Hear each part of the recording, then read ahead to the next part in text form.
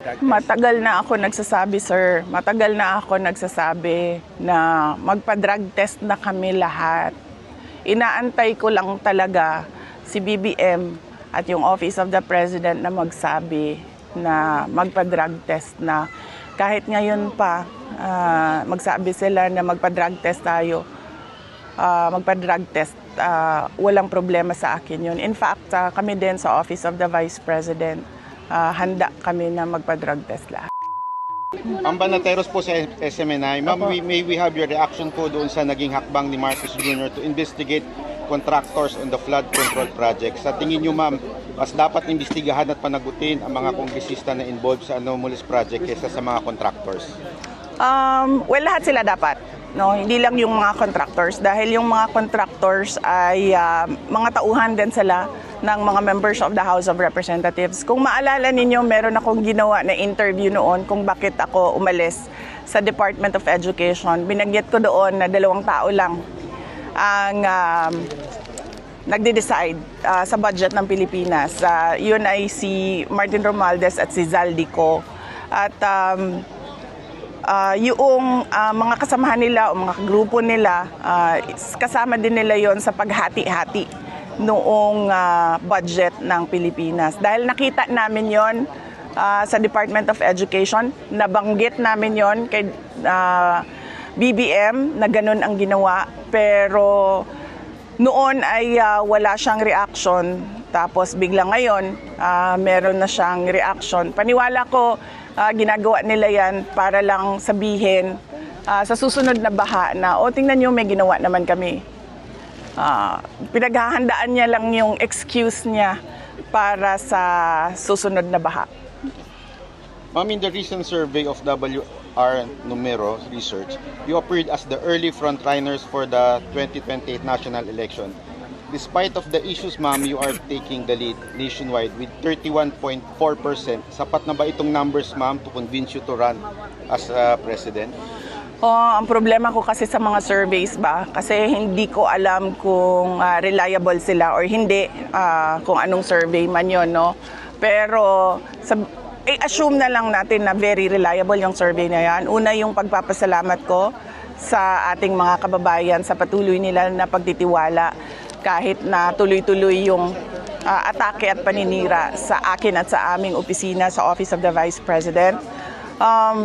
Yan din yung dahilan kung bakit ako inaatake, kasi lahat ng gustong tumakbong Pangulo, syempre ang uunahin nila talaga na hilain pababa ay yung nangunguna. Kaya parang in a way, blessing siya dahil nandyan yung tiwala ng mga tao at malaki yung pasasalamat ko dahil naniniwala sila sa kakayahan ko na magtrabaho para sa ating bansa. Pero hindi din siya maganda or mabuti para sa akin dahil ako din yung hinahabol ng mga nangangarap na maging Pangulo ng Pilipinas. Thank you. Okay. Juby, ano man ang ask you? Okay. Vice, meron akong mabilis. Yung first question ko, kumusta po yung executive check-up ng ating Pangulo, dating Pangulo?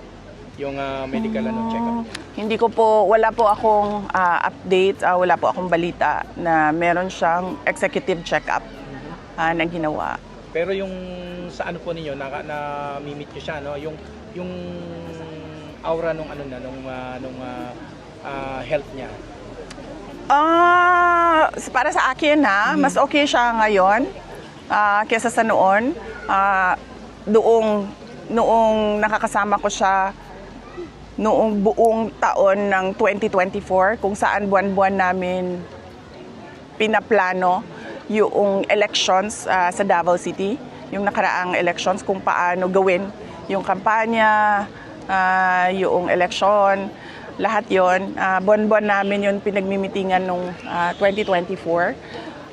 Sa tingin ko, maganda yung, in a way, blessing yung nangyari na nagkaroon ng ibang perspective o parang second opinion sa mga doktor.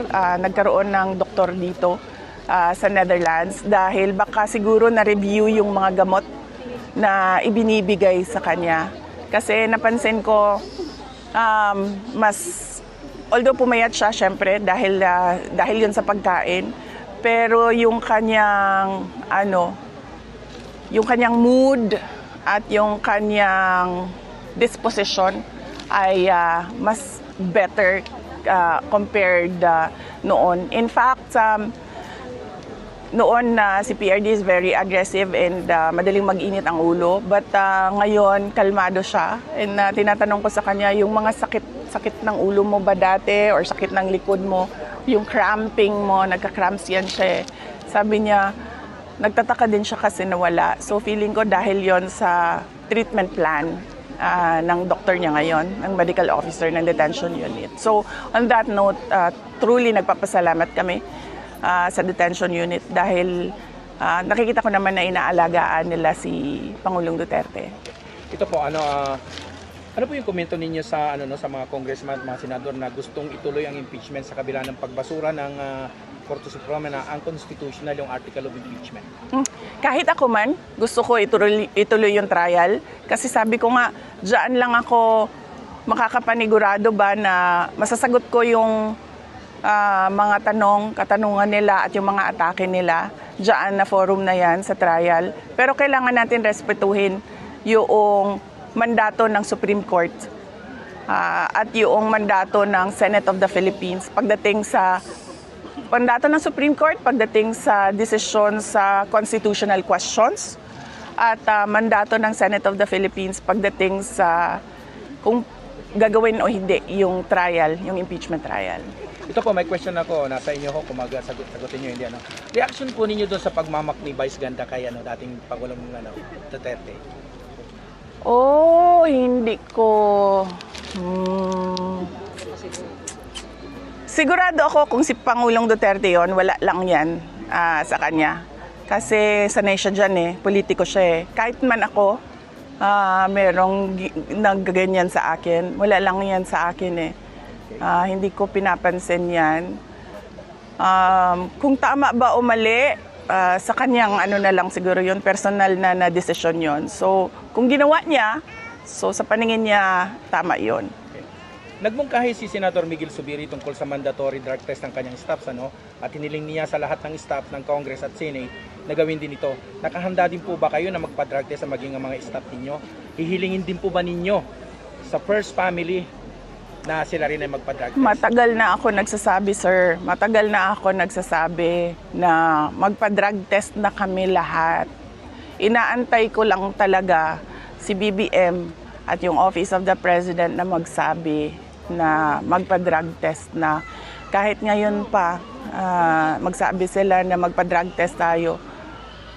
Magpa-drug test, walang problema sa akin yun. In fact, kami din sa Office of the Vice President, handa kami na magpa-drug test lahat. Okay. Ito pang huling-huli sa susunod na buwan po yung yung first hearing ni dating Pangulo Kumusta naman po yung paghahanda ng grupo ni Attorney Nicolas Portman? Yes, meron kaming meeting, 2 meeting kami dito sa The Hague. Pag-uusapan namin yung mga preparations nila. Previously, ang ginagawa namin is exchange of messages lang kung ano yung mga paghahanda nila sa confirmation of charges at sa mga iba pa nilang mga filings. Pero by next week, meron po akong mas comprehensive na update kapag natapos po yung meeting namin. Okay. Thank you. Last na po, mensahe po ninyo sa mga kababayan natin dito sa France na sumusuporta sa inyo at sa inyo pong ama. Oh yeah. Yung mga kababayan natin na ngayong araw na ito nandito sa Paris, nagpapasalamat ako dahil sobrang short notice yung ating invitation sa kanila na gumawa tayo ng mabilisang pasasalamat sa kanila. Yung ating mga kababayan sa France at sa buong mundo, syempre paulit-ulit, wala kaming ibang mensahe kundi pagpapasalamat dahil sa pagpapakita nila ng suporta kay dating Pangulong Rodrigo Duterte at pagpapakita nila ng pagmamahal at pagdadasal nila. Kasi malaking tulong talaga yon.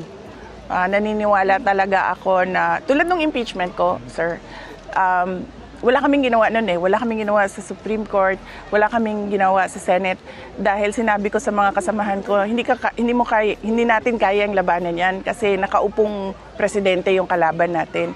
So wag na tayo gumalaw, pabayaan na lang natin. Tapos biglang nagkaroon kami ng good news, then nagkaroon naman kami ng isa pang good news. Wala na ko ibang explanation eh, kundi yung pagdarasal ng siguro milyon-milyon na mga Pilipino. Yun yung rason kung bakit may ganun. Maraming salamat. Thank Follow-up you. question lang po Yes. tungkol sa drugs. Oo. Recently sinabi ni Torre na pag addict daw pangit. Naniniwala po ako dito kasi kayo po, ang ganda nyo po. So ibig sabihin, hindi kayo pangit. Hindi po kayo addict. Okay. Pero sa Malacanang, maraming pangit. Naniniwala po ba kayo na pag addict ay pumapangit talaga? Okay lang, ma'am. Sandali lang. Unang-una, bago yung kakatawanan ha. Unang-una, napakahalaga kasi ng drug test. Kasi tinatanong natin yung kapasidad ng ating mga leaders na mag-isip at magdesisyon. Kapag nagdodroga ka, altered yung state of mind mo eh. So paano natin napapanigurado na sakto yung mga desisyon or ikaw pa ba yung gumagawa ng mga desisyon? So napakahalaga talaga ng drug test kasi it goes into the competency of the person in office. Kung pangit, malamang pangit talaga yung mga drug addict, no? Kasi buti lang, walang pangit dito ngayon. Ba, no? Wala. Kaya nga po ang pupogi ng mga pulis dito eh. Pero yung sa atin, no comment po. Kasi saan na ba ako?